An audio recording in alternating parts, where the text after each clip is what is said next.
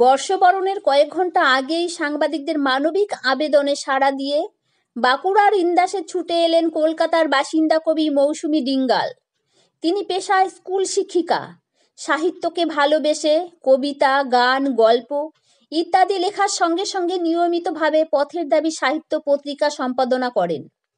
এদিন ওনার সঙ্গে এলেন পথের দাবি সাহিত্য পত্রিকার সভাপতি কবি অভিজিৎ সিনহা। বাঁকুড়া জেলার ইন্দাস ব্লকের জাগলদ্বীপ গ্রামের আদিবাসী পরিবারের কচিকাচাদের একটু আনন্দ দিতে আর একটু খুশিতে রাখতে সকলকে দ্বারকেশ্বর নদীর তীরে নিয়ে গিয়ে পেট পুড়ে বিরিয়ানি খাওয়ালেন। 1 জানুয়ারি দ্বারকেশ্বর নদীতে প্রচুর পরিমাণে মানুষের ভিড় উপচে পড়ে।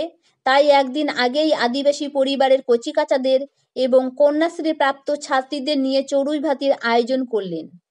কবি মৌসুমী ডিঙ্গালকে হয়তো সবাই ভুলে যায়নি। এর আগেও প্রতিবন্ধী দিবসে ইন্দাসের বিভিন্ন এলাকায় প্রতিবন্ধীদের নতুন বস্ত্র ও পুষ্পস্তবক দিয়ে সম্বর্ধনা জানিয়েছিলেন তিনি। সাংবাদিকদের কাছে কচিকাচাদের কথা শুনে ওনার কোমল হৃদয় নাড়া দেয়। কবি মৌসুমী ডিঙ্গাল দিদি ও অভিজিৎ বাবু এই মহৎ উদ্যোগে নিঃসন্দেহে মানবিক। বর্তমানে স্বার্থমগ্ন যুগে কেউ অপরের দুর্দশার কথা ভাবতে চায় না।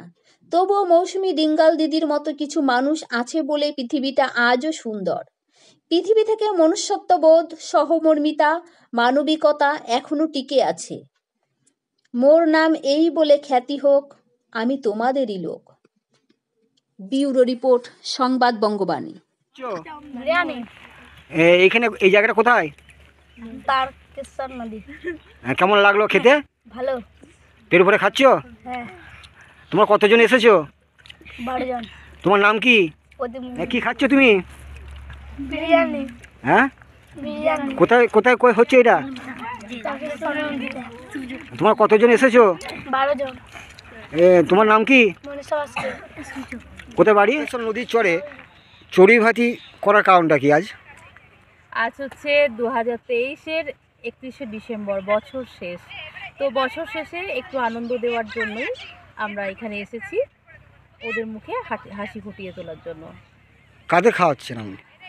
বাঁকুড়ার এই এলাকায় কিছু আদিবাসী ছেলে মেয়ে, তাদেরকেই আমরা খাওয়ালাম আজকে। আমার তো কলকাতায় বাড়ি, ওদের খোঁজ পেলেন কি করে? এখানকার একজন সাংবাদিক আব্দুল হাইদ, উনি যোগাযোগ করেছিলেন এবং এদের কথা বলেছিলেন যাদের আমি খাওয়াতে পারি, একটা দিন ওদের সাথে পিকনিক করি। আজ কি কি করলে আয়োজন করেছিলেন? আজকের আমাদের যে আয়োজনে ছিল স্যালাড ছিল, বিরিয়ানি ছিল আর মিষ্টি, এটুকুই ছিল। ওদের খাইয়ে আজ আপনি কতটা খুশি? ভীষণ খুশি, কারণ মানুষের মুখে হাসি এটা সবচেয়ে সুন্দর জিনিস। আর কিছু মানুষের মুখে সেই হাসি ফুটিয়ে তোলাটা যিনি ফোটাতে পারেন তিনি মনে হয় আরও বেশি খুশি হন। আপনার নাম? আমার নাম মৌসুমী ডিঙ্গাল। আপনি কি করেন?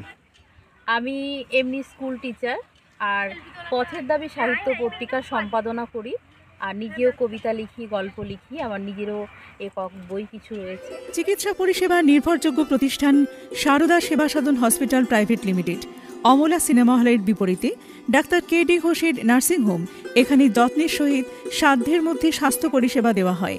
এখানকার অত্যাধুনিক ফেসিলিটিগুলির মধ্যে হল ICCU, AC sharing cabin, AC cabin, NICU, maternity, paediatric, ventilator facility, modular OT, orthopaedic surgery, any type of surgery, obstetrics and gynecology, 24 hours ambulance facility, general medicine, pathology, physiotherapy, PFT, ECG, EEG, Holter monitoring. এছাড়াও থাকছে daily OPD service, 24 hours emergency service. আমাদের ঠিকানা Barasat road, নোনা Chandanpukur, Barrackpore, Amala cinema হলের বিপরীতে, কলকাতা 122। যোগাযোগ 03325920006। Mobile number 9433389740 এবং 9433389739। Sarada Seva Sadan hospital private limited.